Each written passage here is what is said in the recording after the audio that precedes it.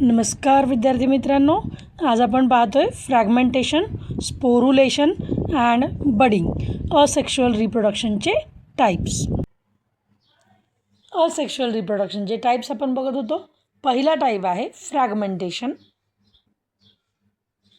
Multicellular organisms can break into fragments due to one or the other reasons. Example is Spirogyra. These fragments grow into new individuals. Fragmentation हा जो प्रकार आहे हा multicellular ऑर्गॅनिझममध्ये of course दिसणार. युनिसेल्युलरमध्ये fragmentation होणार कसं? त्यामुळं मल्टीसेल्युलर ऑर्गॅनिझम्स फ्रॅगमेंटेशन दाखवतात. Okay, so example is spirogyra. आता स्पायरोगायराचं जे एक्झाम्पल आहे ते आपण आधी डिटेलमध्ये बघूयात.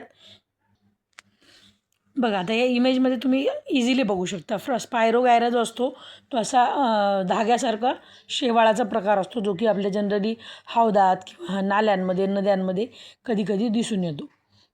धागे धागे असतात ग्रीन कलरचे, आणि त्याला डिटेलमध्ये जर बघितलं तर ते अशा प्रकारचं स्ट्रक्चर, मल्टीसेल्युलर स्ट्रक्चर आपल्याला दिसतं. ज्या वेळेस त्याला मल्टिप्लाय व्हायची गरज पडते त्यावेळेला तो काय करतो, स्वतःचे कट्स मारतो, म्हणजे फ्रॅगमेंट्स तयार करतो. आणि हे जे कट झालेले फ्रॅगमेंट्स आहेत ते जिथं कुठं नवीन जागा भेटेल तिथे जाऊन चिटकतात आणि ॲज अ नवीन इंडिव्हिज्युअल म्हणून ते ग्रो व्हायला सुरू होऊन जातं. So this procedure is seen in case of plants, it is seen in spirogyra. आता जर का तुम्ही NCERT थ्रू जर जात असलात तिथे तुम्हाला अजून 2 एक्झाम्पल्स फ्रॅगमेंटेशनचे सापडतील.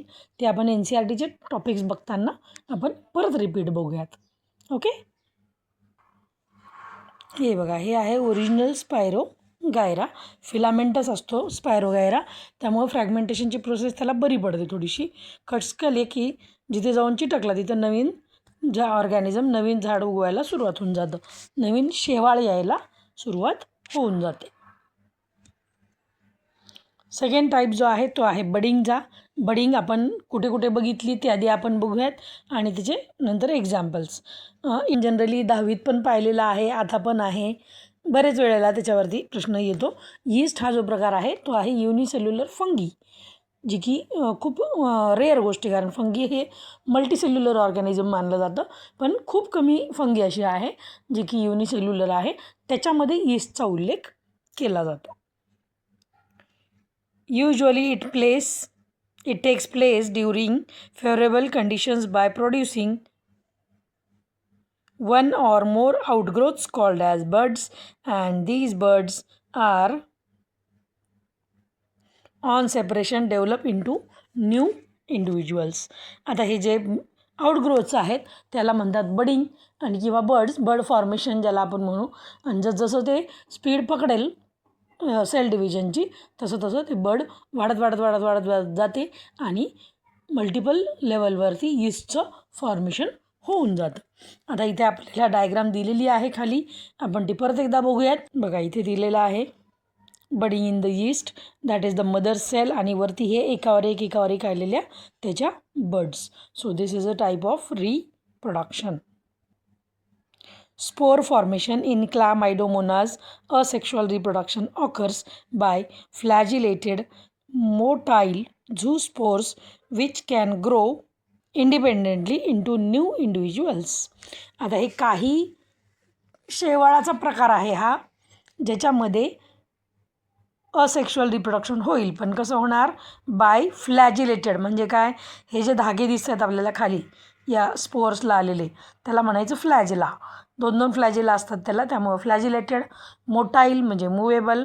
झूस्पोर्स नाव का दिलेलं आहे त्याला, कारण स्पोर्स जे असतात, स्पोर्स म्हणजे काय, एक सिंगल सेल असते. स्पोर्स जे असतात जर मोटाईल असतील तर झूस्पोर्स म्हणतात. नॉन मोटाईल पण स्पोर्स असतात, त्यांना मात्र झूस्पोर्स म्हणलं जात नाही. So in case of this type of algae zoospores can be seen. आणि मग हे झूस्पोर्स काय करतात, पाण्यामध्ये रिलीज केले जातात आणि फ्लॅजिलाच्या साह्यानं ते जिथे कुठे पोहत जातील तिथं ते नवीन इंडिव्हिज्युअल म्हणून ग्रो व्हायला सुरुवात होऊन जाते. So spore formation, specially zoospore formation is very common in Chlamydomonas. Other methods of asexual reproduction include binary fission, which occurs in amoeba, paramecium, conidia formation in penicillium, and gemule formation in sponges. Binary fission, एका सेलपासून 2 cells तयार होतात, जे की amoeba आणि पॅरामोशियम म्हणजे काय, unicellular यूकॅरियोट्स म्हणतात या दोघांना. म्हणजे काय, प्रोटिस्टा किंगडमचे 2 ऑर्गॅनिझम्स ज्याच्यामध्ये युनिसेल्युलर यूकॅरियोट्स असतात. यूकॅरियोट्स म्हणजे काय, ज्यांच्याकडे न्यूक्लियस आहे. तर हे अमिबा आणि पॅरामोशियम त्याच्यात येतात, जे की जनरली बायनरी फिजनमध्ये डिव्हिजन दाखवू शकतात. कॉनिडिया फॉर्मेशन, आता बघा मी वरती तुम्हाला काय सांगितलं, झूस्पोर्स म्हणजे काय, मोटाईल स्पोर्स. आता कॉनिडिया फॉर्मेशन काय आहे, कॉनिडिया फॉर्मेशन जे पेनिसिलियममध्ये दिसतं त्याच्यामध्ये कॉनिडियाच्या वरती नॉन मोटाईल स्पोर्स आपल्याला दिसून येतात. म्हणजे इथले स्पोर्स कसे असणार आहेत, आता त्यांना फ्लॅजेला नसतो, ते मोटाईल नाही आहेत, ते मुवेबल नाही आहेत, त्यामुळे त्यांना झूस्पोर पण म्हणता येत नाही. हा पॉईंट अतिशय क्लिअर राहू द्या, तुम्हाला नीटचे पेपर सॉल्व करताना कामी येऊ शकतो. याच्यावर प्रश्न येऊन गेलेला ऑलरेडी. आणि तिसरं आहे जेम्यूल फॉर्मेशन इन स्पॉन्जेस. आता जेम्यूल फॉर्मेशन काय आहे हे पुढच्या चॅप्टरमध्ये आपल्याला दिलेलं आहे, तेव्हा आपण त्याला डिटेलमध्ये बघूयात. Okay, so these are the types of asexual reproduction. आता या अदर मेथड्सच्या काही डायग्राम्स आपण पाहतो आहे. Binary fission in amoeba, parent amoeba दिसतो आहे, न्यूक्लियस डिवाईड झाला आहे, नंतर सायटोप्लाझम डिवाईड झाला आणि शेवटी 2 daughter cells are produced. Okay, other methods of asexual रिप्रोडक्शनमधला बायनरी फिजन हा प्रकार आपण पाहिला. ओके, तोच प्रकार आता आपण पाहतो आहे पॅरामोशियममध्ये. तर पॅरामोशियममध्ये पण सिमिलर प्रोसिजर होणार. न्यूक्लियस आधी डिवाईड होणार, मग सायटोप्लाझम डिवाईड होणार आणि एकाच्या दोन या पद्धतीने डिव्हिजन चालतं.